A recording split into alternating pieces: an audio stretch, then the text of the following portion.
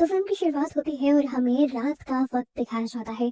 समुंदर में एक तूफान आया हुआ था और उसी तूफान के दरमियान में एक शिप के ऊपर पायरेट्स यानी डाकू हमला कर देते हैं। शिप में मौजूद कई मासूम लोगों को वो बेरहमी से मार डालते हैं और उसके बाद उसी शिप के कैप्टन बॉटन को बंदी बना लेते हैं, क्योंकि बॉटन के शिप से कुछ खजाना निकला था जिनके ऊपर पायरेट्स की मोहर लगी हुई थी। असल में इन डाकुओं का सोना पहले कोई चुरा कर ले गया था और अब वो उसी को दोबारा हासिल करना चाहते हैं। वो बोर्डन से पूछताछ शुरू करते हैं, पर बोर्डन उन्हें इस सोने के बारे में कुछ नहीं बताता। ये लोग इस शिप की जब तलाशी लेते हैं तो उन्हें वहाँ पर एक लेटर मिलता है जिससे इन्हें पता चल जाता है कि शिप के लोग किस आइलैंड से आए हैं और ये डाकू भी अब उस आइलैंड के लिए निकल जाते हैं। अब सीन कट होता है और हमें कुछ दिन बाद एक आइलैंड पर एक औरत को दिखाया जाता है जो एक बाइनोकुलर लिए दूर समुद्रों में देख रही थी।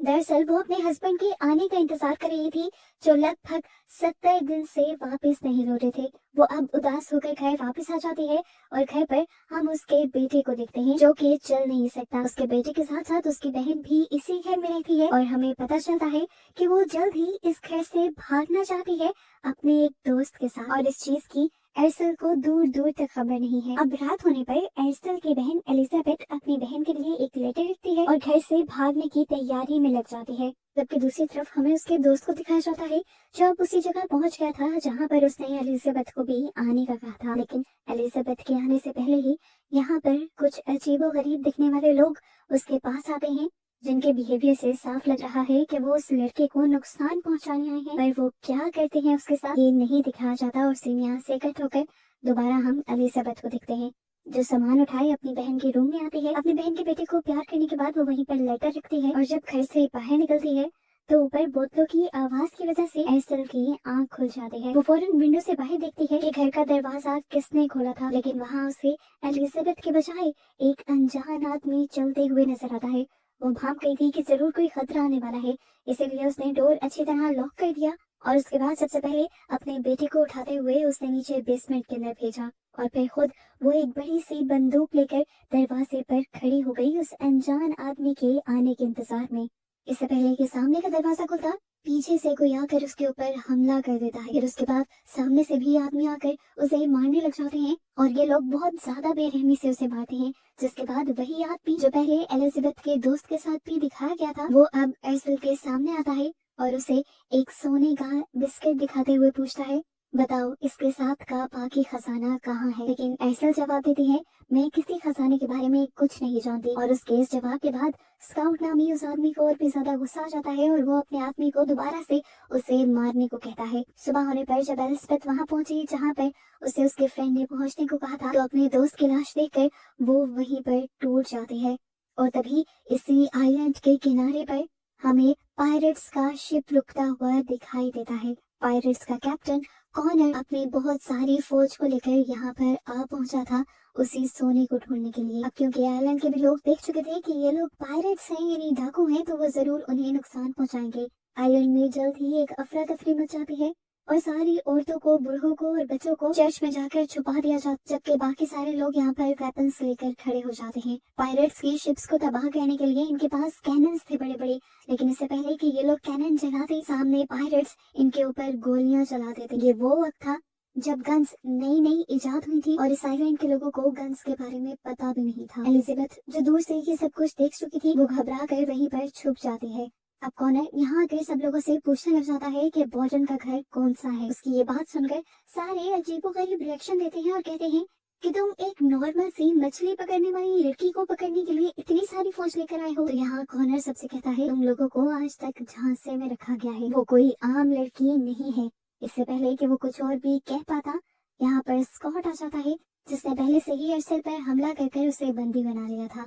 वो हंसते हुए कॉर्नर को बताता है कि तुम्हारी चिड़िया मेरे पास है। उसकी बात को सुनकर यहाँ सारे हंसते हैं, जबकि दूसरी तरफ हमें दिखाया जाता है कि वो कोई चिड़िया नहीं थी, वो तो पूरी बाज थी। होश में आते ही वो अपनी रस्सियां छुड़वाते हुए यहाँ पर सभी आदमियों के साथ लड़ने लग जाती है, कुछ ऐसे अंदाज में जैसे मानो वो कोई वॉरियर हो।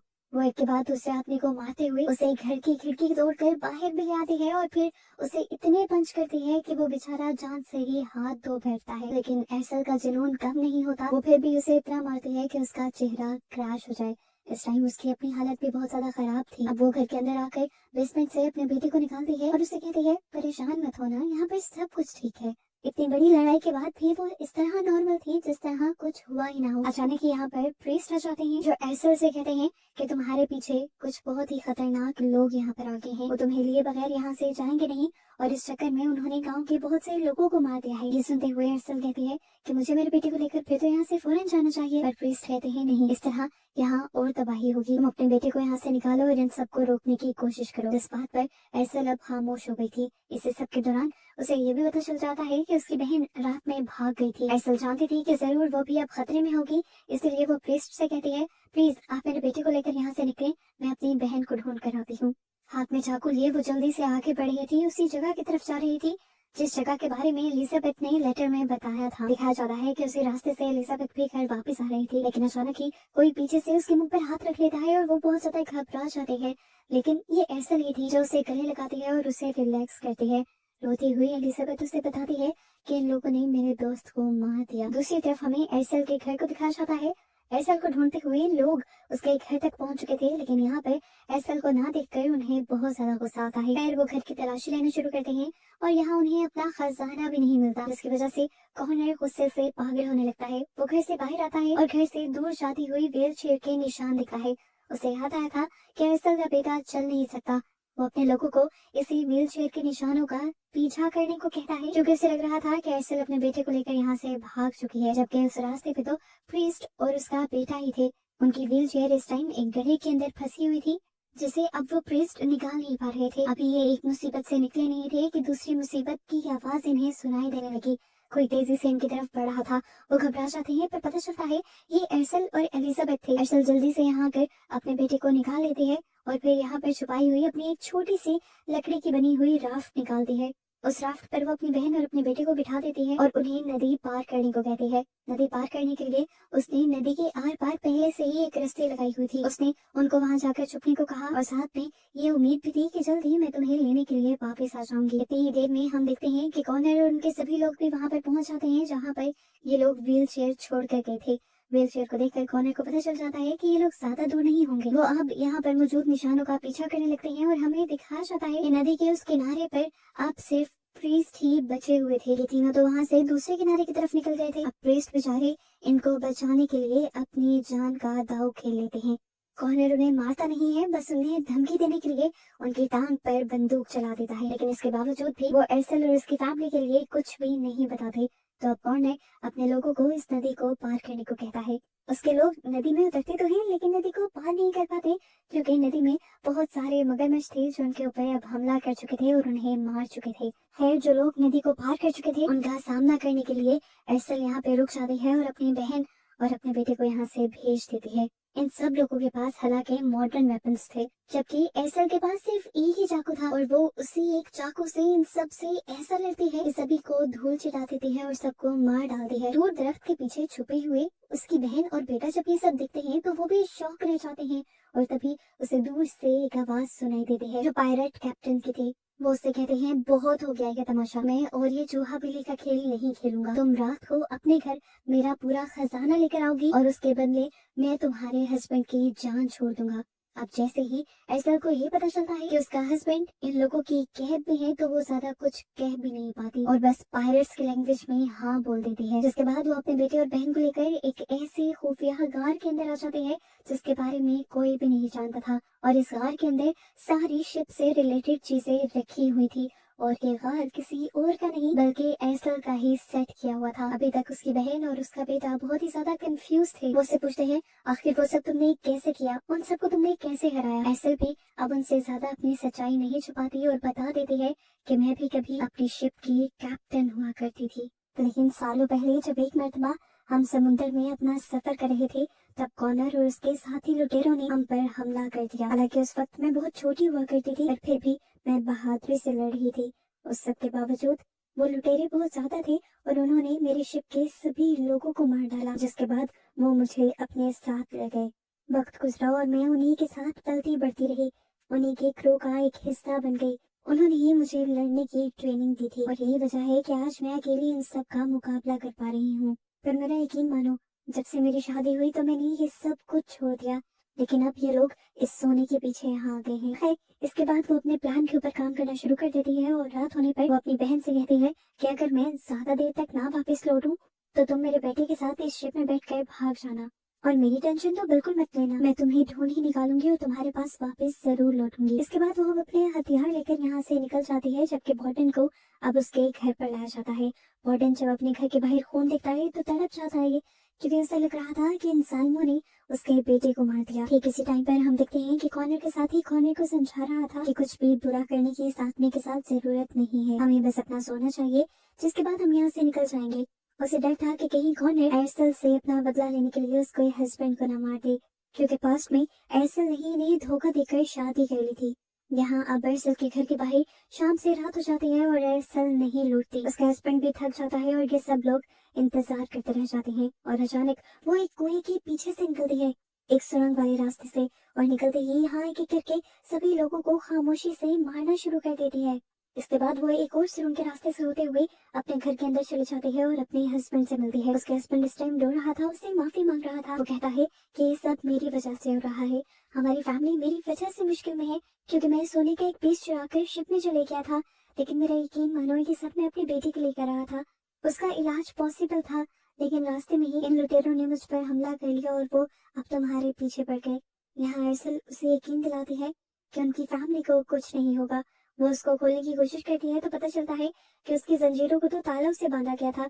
वो अब उसे चाकू देकर यहाँ से चली जाती है और जब कॉर्नर यहाँ पर आता है उसी वक्त एरसल बाहर उसके लोगों को जमा करके खड़ी हो जाती है। वो सबको बताती है कि मैंने यहाँ जगह जगह बॉम्ब लगा दिए हैं और अगर किसी के भी पाँव के नीचे गलती से वो बॉम्ब फट गया तो वो इंसान मारा जाएगा, इसीलिए कोई भी अपनी जगह से हिलने की कोशिश न करे। मैं वादे के मुताबिक तुम लोग का सोना ले आई हूँ और अब मेरे हस्बैंड को मेरे हवाले कर दो। ये शोर सुनकर कॉर्नर भी बाहर आ जाता है और कहता है कि हम कैसे मान लें कि तुम सोना लेकर आई हो। तो एरसल उन्हें अपना लाया हुआ सोना दिखा भी देती है और कॉर्नर अब उसके हस्बैंड को बाहर बुला लेता है। यहाँ एक मिनट के लिए लगता तो है कि सब कुछ ठीक हो गया, पर जैसे ली को लग रहा था कि कॉर्नर पुराना बदला एरसल से जरूर लेगा, ऐसा ही होता है। उसने इस टाइम एक दूर स्नाइपर को खड़ा करवाया हुआ था जो उसके हस्बैंड को शूट कर देता है, पर किस्मत से गोली उसे छू कर निकल जाती है और इस गुस्से में अब एरसल और उन सब की लड़ाई शुरू हो जाती है। एरसल के ऊपर भी चारों तरफ से इन लोगों ने हमला कर दिया था। वो जिस टाइम इन सब लोगों से लड़ने में बिजी थी उसी टाइम अब कॉर्नर उसके हस्बैंड के करीब जाता है और एक बहुत बड़ी सी तलवार बिल्कुल उसके सीने के ऊपर रख देता है। एरसल उससे कहते हैं ऐसा मत करो, उसे छोड़ दो, तुम्हारी दुश्मनी मुझसे है, लेकिन कॉर्नर ऐसा नहीं करता और वो एरसल को देखते देखते उसके हस्बैंड के सीने में उस तलवार को स्टैब कर उसे मार देता है। एरसल जब उसे बचाने के लिए आगे बढ़ती है तभी कॉर्नर का साथी रही उसकी टांग में गोली मार देता है और वो भी जख्मी होकर नीचे गिर जाती है। इस टाइम वो बहुत ज्यादा तड़प रही थी। कॉर्नर उसके पास आया और उसे बालों से पकड़कर उठाते हुए उसने कहा बस कर दो, हार मान जाओ और मेरे साथ वापस चलो। इनकी बातों से हमें पता चलता है कि कॉर्नर आज भी उसे पसंद किया करता था और वो चाहता था कि एरसल आज भी उसके साथ पायरेट्स की कैप्टन बनकर रहे, पर वो आज भी ऐसा नहीं चाहती थी। अब वो पास पड़ी हुई एक मिसाल उठाती है और पीछे कुएं की रस्सी जला देती है और फिर खुद भी उस कुएं में जंप कर देती है। दूसरी तरफ जैसे ही ये लोग उस सोने के डब्बे को खोलने लगते हैं तो उस सोने के अंदर छुपा हुआ बम वहाँ पे ब्लास्ट हो जाता है और ली और कॉर्नर के बहुत सारे लोग मारे जाते हैं, जिससे ली को बहुत ज्यादा गुस्सा आ जाता है, क्योंकि उसने पहले ही कॉर्नर को मना किया था कि अपना पुराना कोई भी बदला ना ले, बस अपना सोना ले और यहाँ से चला जाए। लेकिन आज उसकी वजह से इनके बहुत से लोग मारे गए थे और अब इनकी ताकत कम हो चुकी थी। जब भी उससे कहता है कि इस जंग को यही बंद करो और चलो यहाँ से, लेकिन क्योंकि कॉर्नर ऐसा नहीं करना चाहते था तो ऐसे में उनकी लड़ाई हो जाती है और कॉर्नर ली को ही मार डालता है। जिसके बाद वो अपनी बची हुई टीम से कहता है मिशन के इतनी करीब आकर हम हार कर वापस नहीं जा सकते, क्या तुम लोगों को वो सोना नहीं चाहिए? एक मरतबा हमें वो सोना मिल गया तो हम माला माल हो जाएंगे। सोना तो इन्हें मिल गया था। ये लोग कंफ्यूज हो जाते हैं कि कैप्टन क्या कह रहा था, लेकिन यहाँ पर कैप्टन यानी कॉर्नर बताता है वो सोना जो वो लड़की लेकर आई थी वो नकली था और अभी भी असली सोना उसी के पास है। हमें वो जल्द ही ढूंढना होगा। अपना साथ देने के लिए वो इन्हें एक दूसरी लालच भी देता है कि अगर हमें वो सोना मिल गया तो हम ये डकैती का काम छोड़ देंगे और हम आजाद होकर अपनी अपनी फैमिलीज के साथ रहा करेंगे। बस ये सुनना था कि सब लोग दोबारा मिशन के लिए तैयार हो जाते हैं, जबकि यहाँ पर हमें दोबारा से ऐसा को दिखाया जाता है जो उस कुएं से होते हुए दोबारा अपने हाइड आउट में आ गई थी। इस टाइम वो बहुत ही ज्यादा जख्मी थी। उसकी बहन उसका ऑपरेशन करती है छोटा सा और उसके कान में से गोली निकालने में कामयाब हो जाती है। इस टाइम वो बहुत ज्यादा उदास थी। वो अपने बेटे और बहन को बता भी देती है कि अब उनके डैड और भाई इस दुनिया में नहीं रहे। ये सब लोग यहाँ पे उदास हो जाते हैं, जबकि दूसरी तरफ हमें कॉर्नर को दिखाया जाता है जो उसी कुएं से आगे सुरंग को ढूंढने की कोशिश में लग गया था जहाँ पर एसल छुपी हुई थी। दूसरी तरफ एसल भी अब वहाँ आराम नहीं कर रही थी।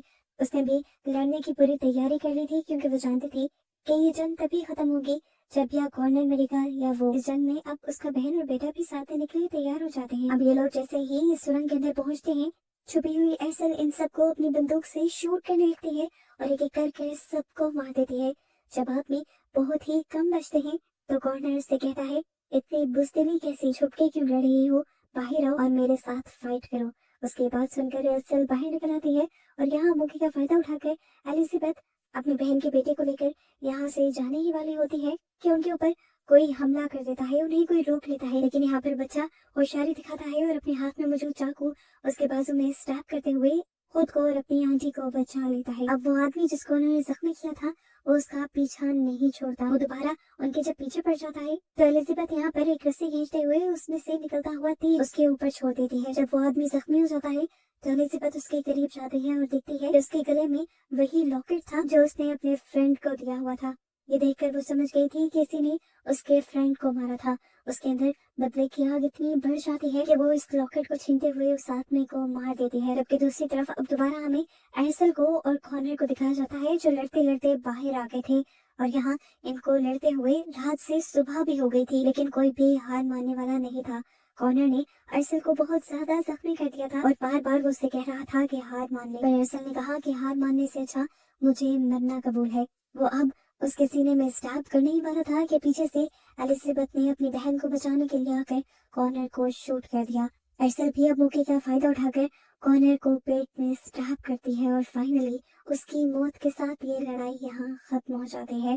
पर मूवी नहीं दिखाया जाता है कि अर्सल भी बहुत ज्यादा जख्मी थी इस सारी लड़ाई की वजह से। वो भी वहीं पर गिर जाती है और तभी दूर दिखाया जाता है कि उसका बेटा भी अब एक छोटी सी कश्ती को चलाते हुए यहाँ इसी पहाड़ी के करीब ले आया था। अचानक उसका पाँव एक टूटी हुई लकड़ी पर पड़ता है और जब लकड़ी को पाँव से हिलाता है तो देखता है कि इसी कश्ती के अंदर उस सारे सोने को छुपाया हुआ था। एसन और एलिजाबेथ ये सब देखकर हंसने लग जाते हैं और समझ जाते हैं कि अब ये लोग आजाद थे इन सब से और अब वो इस सोने का इस्तेमाल करके एक अयाशी की अच्छी जिंदगी जी सकते थे। और इस तरह बस इन्हें दिखाते हुए ही ये मूवी यहाँ खत्म हो जाती है।